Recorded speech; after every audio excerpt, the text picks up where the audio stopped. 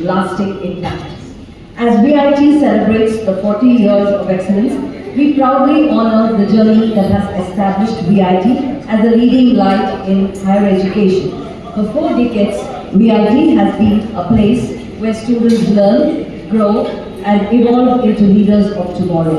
The Ruby Jubilee is not just a milestone, but a reflection of the steadfast dedication to the academic excellence and innovation. Our founder and chancellor has always been the driving force behind the ST. We excel our leaders to a vision of innovation.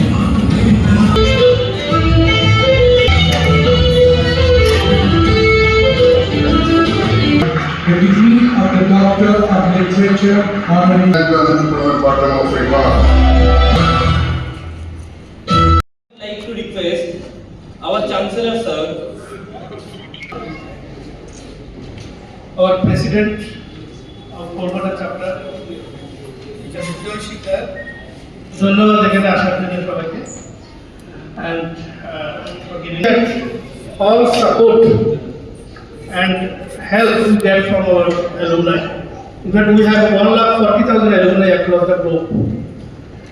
And recently also I visited US Boston chapter, and today here Kolkata chapter, the same experience I'd like to share with you, that I have the same experience. And if you want to demonstrate chapter that is award, you can give online lecture also. Not one person bring a idli, one person for biryani. You can share food. You can arrange for get together meeting. That one also create arrange a meeting. So you can get demonstrate chapter. Because we hope here no more time because a lot of people waiting there. Anyway, thank you all the way. But I think you are 800 people here. How many people can here?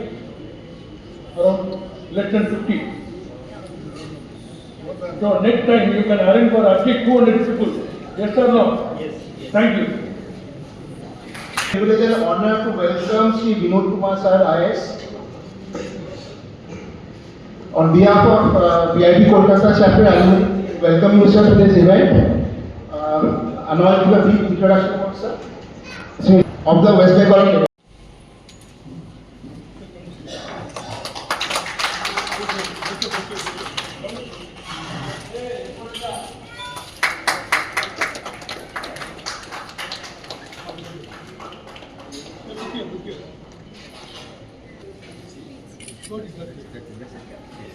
দাদা এদিকে এদিকটা তাকিয়ে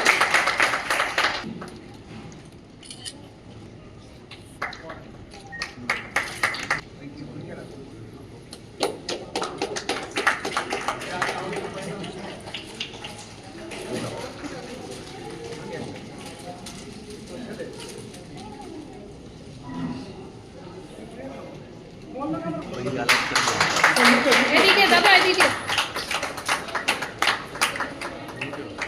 Alumni Association chapter for inviting me here to welcome Honorable Chancellor Sri G. Viswanath sir, President of the dais,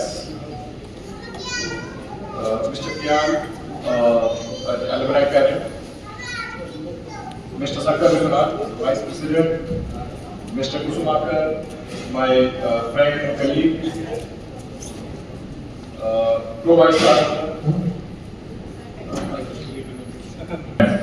It is indeed a pleasure to honor Chancellor Sir here to celebrate and facilitate an extraordinary leader, a visionary, an educationist, and a true architect of academic excellence, our beloved Chancellor, Dr. G. Viswanath. A visionary leader in education, Sir's journey is nothing short of inspirational. His contribution to higher education have redefined academic standards in India and beyond. at a time when quality education was a distant dream for many years, he envisioned an institution that would provide world-class education and opportunities to students regardless of their background. The vision materialized in 1984, exactly 40 years ago, with the establishment of Vellore Engineering College, which later evolved into Vellore Institute of Technology (VIT) in year 2001, one of India's most prestigious university. So we are proud to say that it has a NAAC rating of the top NAAC rating of A++, and as per the NIF ranking, it is a top 10 university in India, and as the engineering college, it is 11th in India. Hello, sir. My senior and dear friend Sri Vinod Kumar, other dignitaries on the dais, Ishi, my son's friends. I am not alumni of VIT, but I am a proud parent, the father of a VIT alumni, rather not even an alumni, he is still a student. He is right now in Bangalore and doing his internship. He is in 8th semester and there is college. My first interaction with Chancellor Sir was when we went to drop our children to VIT. Before that, we have heard a lot about VIT, but that was the first personal experience of the campus, and we were so happy to see how beautifully the whole campus is maintained. In spite of so many kids, 70 students studying there, everything is so orderly. And during the same visit, we also had an occasion to have a personal discussion with Chancellor Sir. Then I came to know that he is also my service senior. He was selected in IPS and he didn't join because he had some other plans and for the good. And ultimately he found VIT, and not only he set up an institution, but as a visionary, and he's still leading a big family, VIT family, from the front, and that is how people are here as alumni. I'm sure. I mean, I was also very happy, pleasantly surprised to see so many. Director Ma'am was telling, they have so many alumni associations all over the world, and in fact, more number of alumni associations in Western countries, other 22 or 23 in the US alone. That is a very, very heartening thing to know for me as a father of my own VIT student, and otherwise also. In fact, alumni associations are very, very effective in networking in a positive sense. I don't say networking in a negative sense, and because we feel that we know everything. This is the age of internet where we know everything, but then once you meet somebody and then understand the nuances, you realize that how ill-informed you were. So alumni association is a great thing. I'm sure. I mean, this kind of event within India and outside will only motivate the alumni to take it to a newer heights, to the whole VIT family. And I am again very happy to be part of this family. Thank you, VIT family, for facilitating me here. And it was a nice gesture on your part, and it was truly enjoyable for me. एक थोड़ा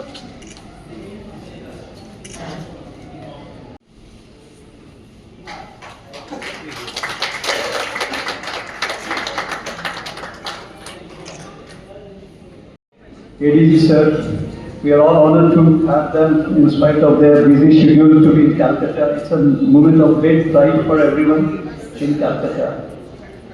About the Chancellor, his life stories, Secretary sir have already spoken, so I have nothing to say, but I can only say on this dais, let's take a commitment from this Chancellor. West Bengal, the population of the country, and our boys, young girls and boys goes to other states.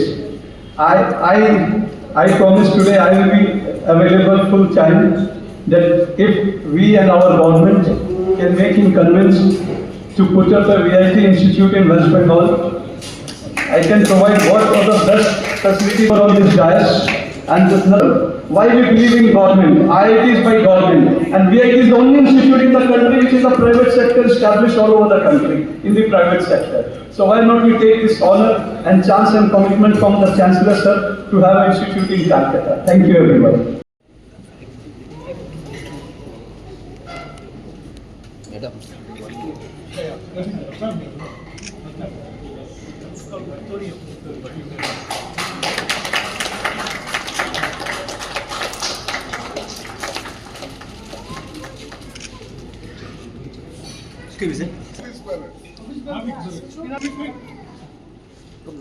Please come.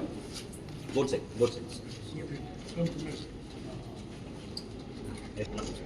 Madam छुप गई madam छुप गई madam आप छुप गए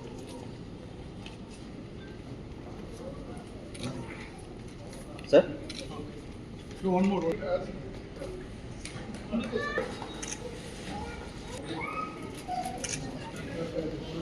दादा एদিকে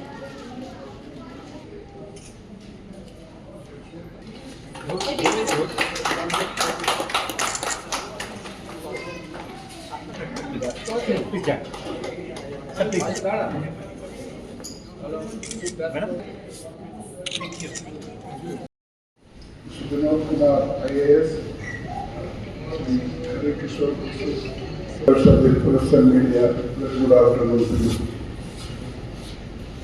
I would like to thank the Calcutta chapter for arranging this meeting in a short time, especially after a day when I was conferred daily Conference conferred in the St. Xavier University, Calcutta. I would also like to thank our guests for accepting our invitation and felicitation.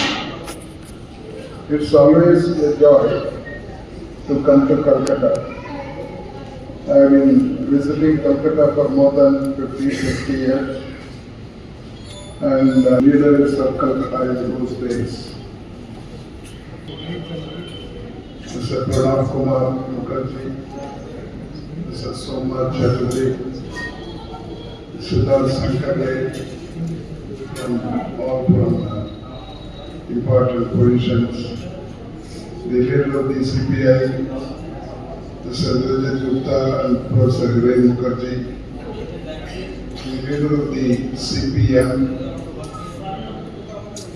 Mr. Samar Mukherjee, and Jyotirmay Basu. And also, I was very close to Mr. Rupesh Gupta, also known as Jisaba. I find all the leaders are not there. But I always have an affinity for Bengal because the Bengalis and Tamils have close resemblance in many things. One is, both of them are emotionally attached to their mother tongue. The other thing is, before independence and after independence, for all the government of India posts, there will be a competition between two groups of people. One was Bengalis, the other one was called Madarasis. Because in those days there was no linguistic state. The entire South India, minus Hyderabad, Mysore and Coimbatore, Cochin was one state. In fact, the western border of Madras province was Mangalore in the north, and the eastern border was Berhampur in the south, in the east. Berhampur is now in Orissa. So that was a big state, and both of them were known for education. They were competitors. That was the kind of situation, and after independence, or before independence, Calcutta was a flourishing city. This was the capital of India during the British time for more than 200 years. Only in 1911, the capital was shifted from Calcutta to Delhi. And this state had problems because at the time of partition, there was problem because Punjab and Bengal were divided. West Punjab went to Pakistan and East Punjab went to Pakistan. Wanted a separate country, and it happened.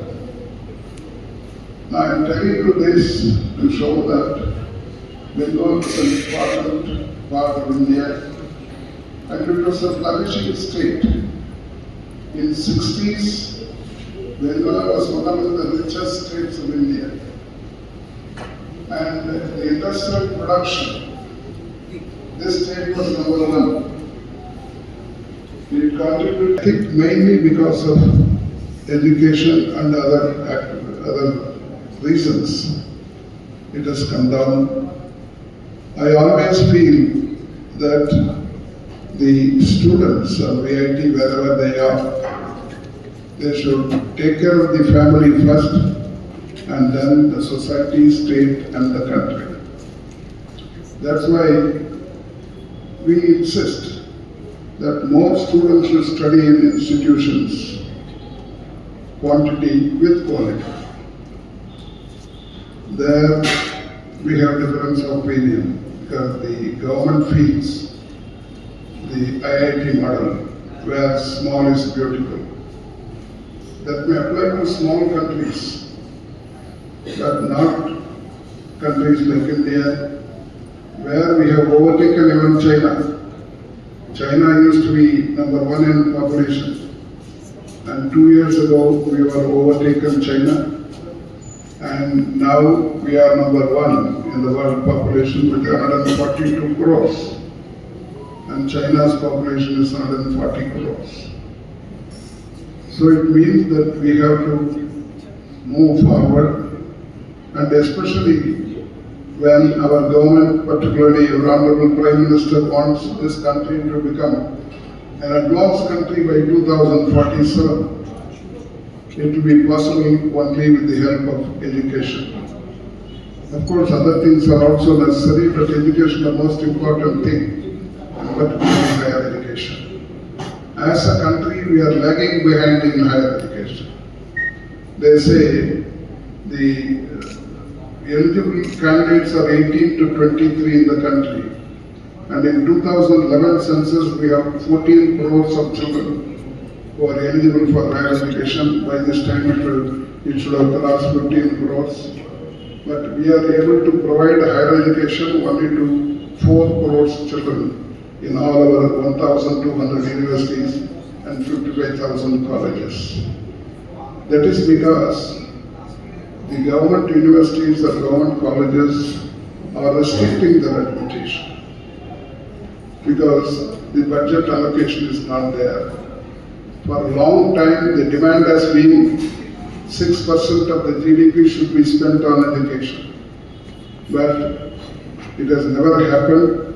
We are always around 3% of the GDP, all the union and the state governments put together.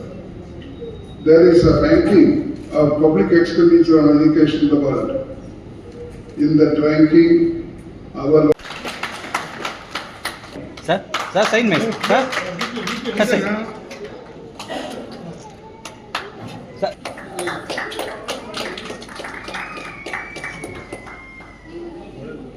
Mr. Sharanagata Chatterjee, who is a joint.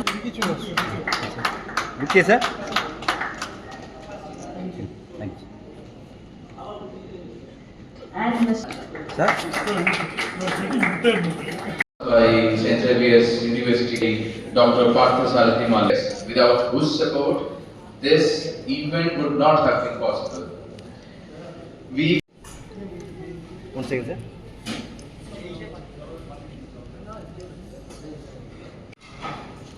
Okay, ready, sir? Ready?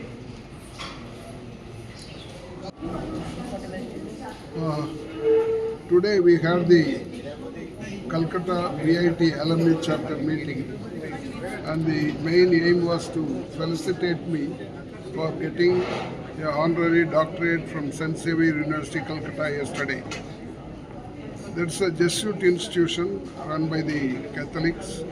I am a product of Loyola College long back, and they recognize me for my services to education and the society, because I strongly believe that higher education must be available to poor people and the middle class, where the governments are not spending enough money.